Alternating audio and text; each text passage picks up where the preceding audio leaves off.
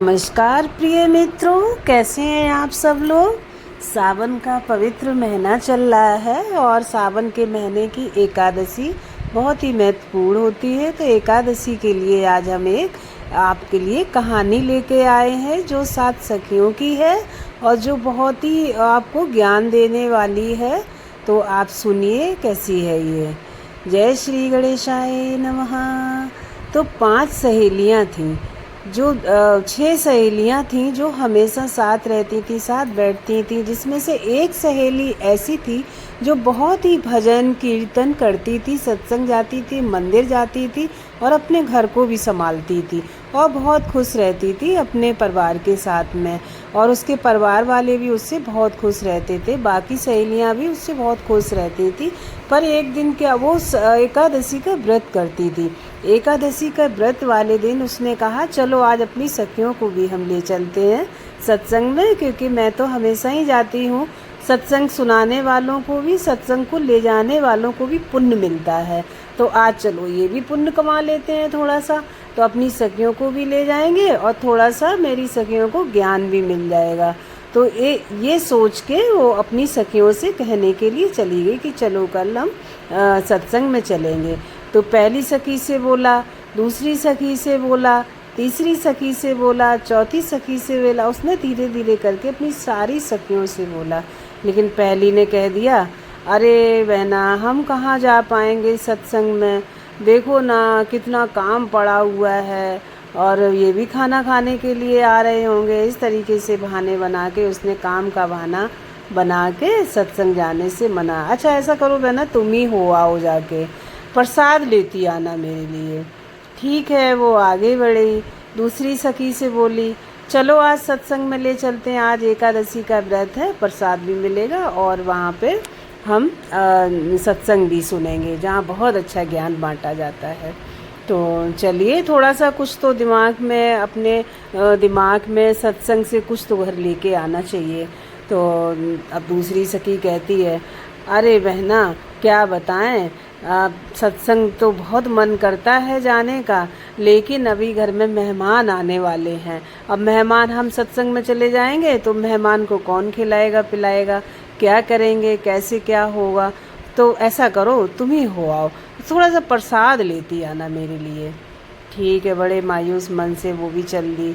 उसको लगा था कि हमारी सखियाँ हमारे साथ जाएंगी एकादशी का सत्संग सुनने के लिए।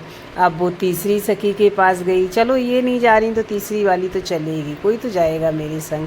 तीसरी वाली सखी से बोली कि चलो आज एकादशी का व्रत है और मंदिर में सत्संग होता है, बहुत अच्छा सत्संग वहाँ मिलेगा, वहाँ सुनने को मिलेगा, कुछ ज्ञान मिलेगा जो हम अपने साथ लेके आएंगे। प्रसाद तो कहीं भी मिलता रहता है लेकिन ज्ञान हर जगह नहीं मिलता है, तो चलो ज्ञान लेके आते हैं। अब बोले हाँ चलना तो था, लेकिन क्या करें। उसने एकदम से अपने बाल गोपाल को गोदी में ले लिया और जबकि रो नहीं रहा था वो, बोली देखो मेरे तो ये गोपाल ही रो रहे हैं, हम कैसे चलें सत्संग में, ये तो खेलते ही नहीं है, रुकते ही नहीं है, इतना ये रोते हैं, इतना रोते हैं कि सत्संग में अगर रोने लगे तो वहाँ दिक्कत हो जाएगी, कोई औरों को भी सुनने में दिक्कत होगी। तो देखो कैसे बहाने बना दिए, जबकि गोपाल उसका खूब खुश था, बड़ा था और खेल रहा था। तो इस तरीके से उसने बहाना बना दिया और कह दिया बहना तुम ही सोने आओ जाके, हम बाद में देख लेंगे। तो फिर ऐसे करते करते वो अपनी चौथी सखी के पास पहुंची। चौथी सखी के पास पहुंची तो चौथी सखी से कहा चलो सखी आज एकादशी का सत्संग सुन के आते हैं, मैं तो हमेशा ही जाती हूँ, सोचा आज तुमको भी लेके चलें साथ में। तो उसकी सखी बोली कि अरे ये तो बड़ी अच्छी बात है। और उसको लगा, इतने कॉन्फिडेंस से बोली वो, कि उसको लगा कि ये तो चलेगी चलेगी, इसके चेहरे की खुशी अलग बता रही है। और एकदम से मतलब खुश होकर उसने कहा अरे नहीं, सत्संग सुनना चाहिए, जाना चाहिए, सब काम धाम छोड़ छाड़ के जाना चाहिए।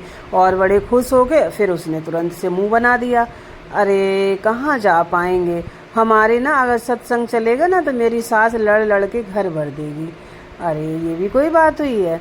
कैसे, अरे तुम जाओ, हम जानते हैं ना अपनी सास को, इतना लड़ेंगी पूरे घर का माहौल ख़राब हो जाता है। तो सत्संग तुम ही सुनाओ, जाके मेरे लिए प्रसाद लेती आना।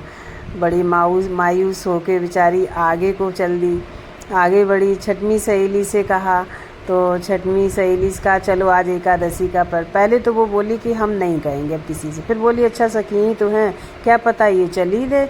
अब छठवीं सखी से कहने लगी कि चलो आज एकादशी का सत्संग सुनने चलते हैं।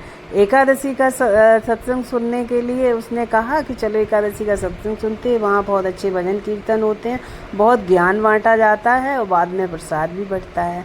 हमें तो बहुत अच्छा लगता है, तुम भी चलो, हम चाहेंगे तुम भी चलो मेरे साथ। तो वो बोली कि चलते तो, लेकिन क्या करें, आज वो क्या कहते हैं भैया आ रहा है मेरा, अब भैया भी आ जाएगा तो अब वो हमसे लड़ने लगेगा कि तुम्हें सत्संग की पड़ी रहती है, घर नहीं देखती हो, अपना घर संभालो, ये तमाम बात, ऐसा करो तुम ही हो आओ।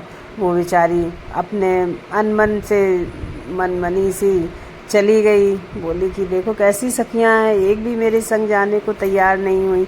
और ठीक है कोई बात नहीं, हम चलो भगवान का प्रसाद लेके आते हैं, सत्संग सुन के आते हैं। आज मेरा तो वैसे ही एकादशी का व्रत है।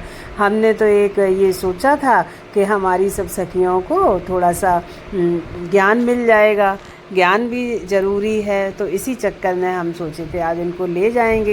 एक बार जाएंगी तो इन्हें अच्छा लगेगा तो बार बार जाएंगी।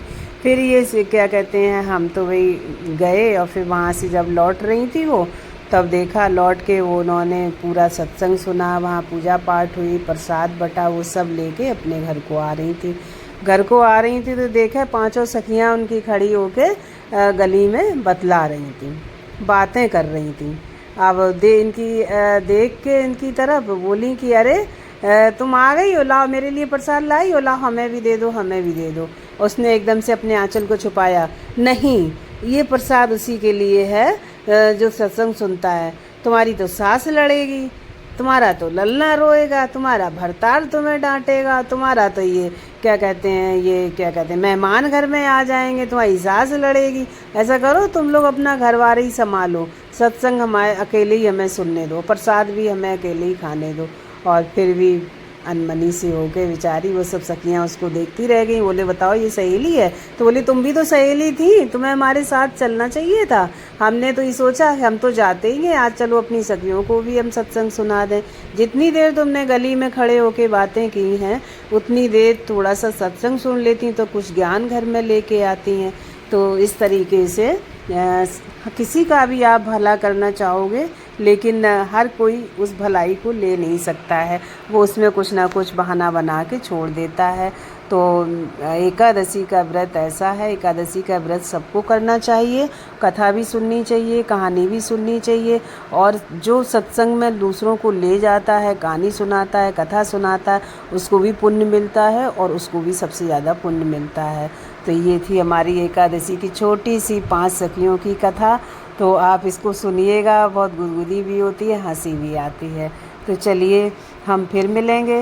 राधे राधे, राधे राधे। ओम नमो भगवते वासुदेवाय, ओम नमो भगवते वासुदेवाय, नमो भगवते वासुदेवाय।